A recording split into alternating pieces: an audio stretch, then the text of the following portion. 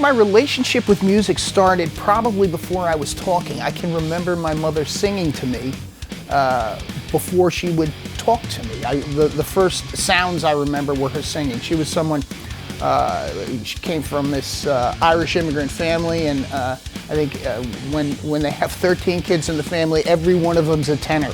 So my aunts and uncles would stand around on Sundays and harmonize in front of the fireplace. But I remember my mother's voice musically, and I think that was my introduction to melody, to harmony, to music in general.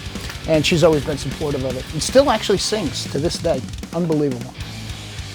When it comes to being a full musician, I do it off the cuff. I think it's self-taught for me.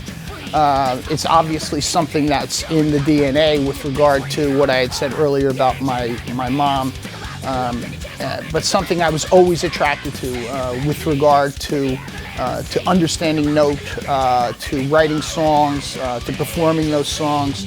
And I think that it's, I look at it more of a craft, but you have to start that craft with a gift somewhere. And I think that, again, that DNA strain that I had with regard to having a singing family gave me the opportunity to, let's say, exploit it.